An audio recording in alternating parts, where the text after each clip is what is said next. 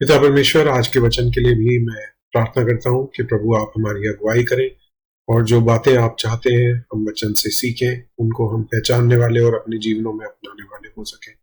प्रभु यीशु मसीह के नाम से आमीन।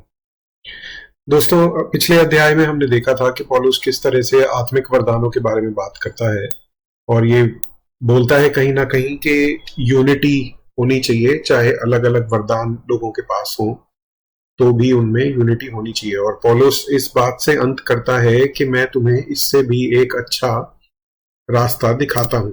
यहाँ पे आप देखिए 12 का जो आखिरी है, और मैं इससे भी उत्तम मार्ग तुम्हें बताता हूँ। और वो मार्ग क्या है उसके बारे में पौलुस यहाँ पे बोलता है। तो आइए इसको हम पढ़ते हैं साथ में।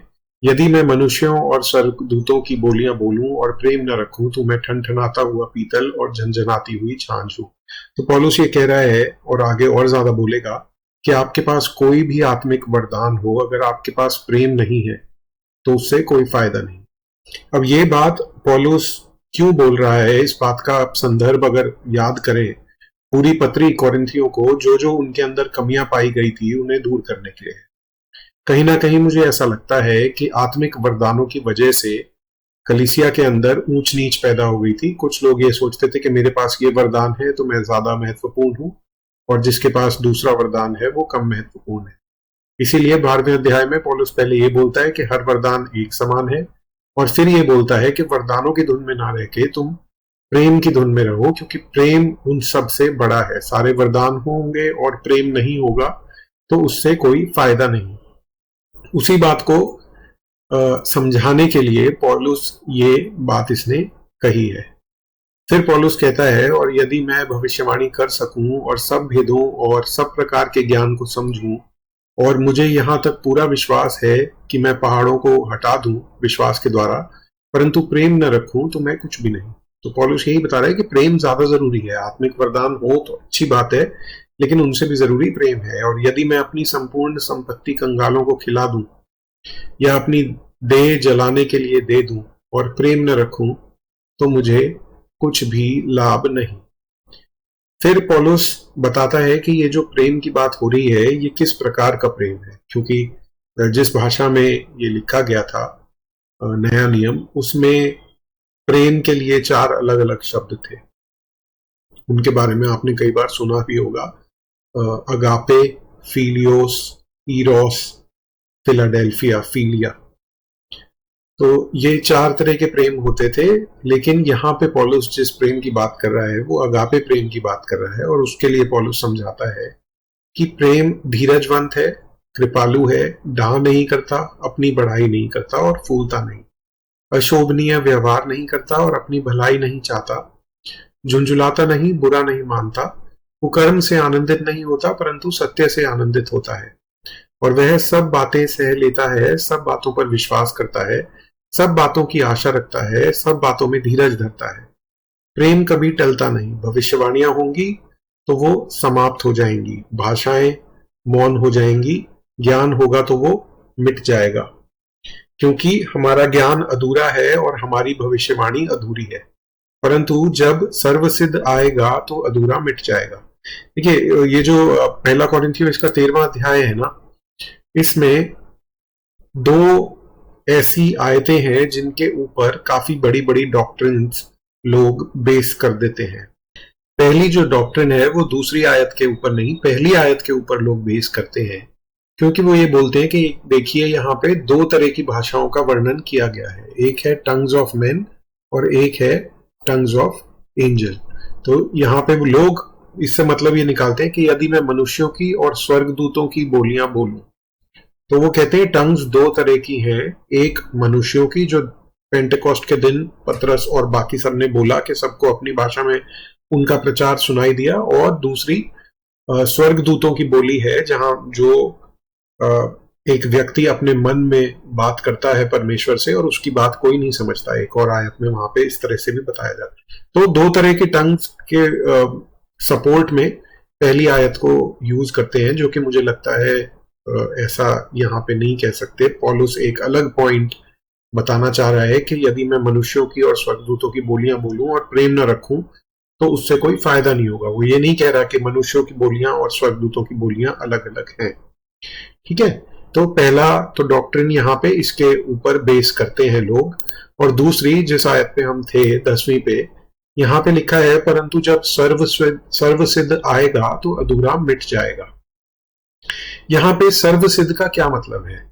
अगर हम ये सोचते हैं कि सर्व सिद्ध का मतलब प्रभु यीशु मसीह से है, तो जब प्रभु यीशु मसीह आएंगे तो ये जितने आत्मिक वरदान हैं, जब उनका वापस आगमन होगा तब इनकी कोई हमें जरूरत नहीं रह जाएगी। शायद पौलुस ऐसा बताने की कोशिश कर रहा है। लेकिन इसकी एक और इंटरप्रिटेशन है कि सर्वसिद्ध का मतलब है जिस दिन बाइबल पूरी हो जाएगी।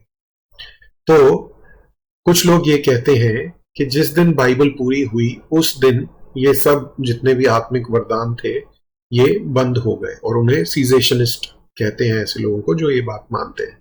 मैं पर्सनली ये सोचता हूं कि यहाँ पे सर्वसिद्ध का मतलब प्रभु यीशु मसीह से है, और जो आत्मिक वरदान है वो आज के लिए भी है। बहुत कम है लोग उनको मतलब झूठ, उनके पास नहीं है आत्मिक वरदान, लेकिन वो दिखाना चाहते हैं कि उनके पास आत्मिक वरदान है। तो जैसे इंग्लिश में कहते हैं फेक करना, लोग फेक करते हैं आत्मिक वरदानों को, स्पीकिंग इन टंग्स को तो सबसे ज्यादा। लेकिन फिर भी बहुत रेयर है, लेकिन आज के टाइम के लिए है, ऐसा मैं मानता हूं। आपको जो ठीक लगे आपको मान सकते हैं वचन को पढ़ने से जो आपको समझ में आता है।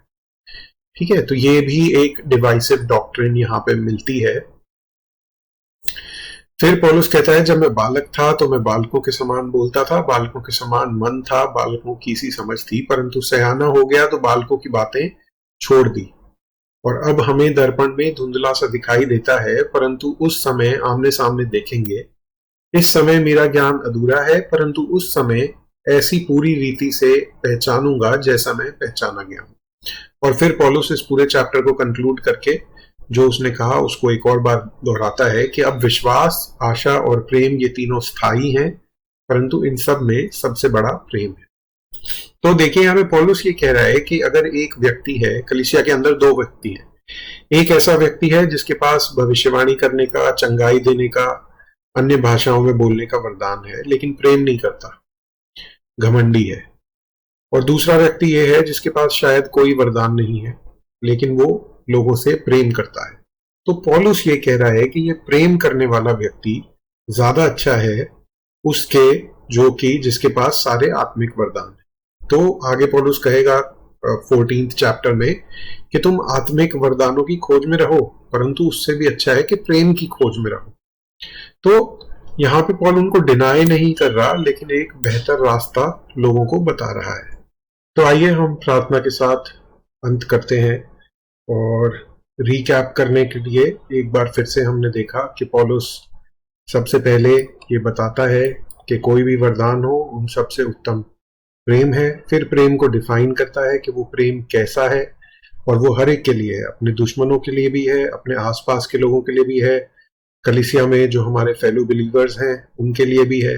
हर व्यक्ति के लिए हमें प्रेम दिखाने को बोला गया है।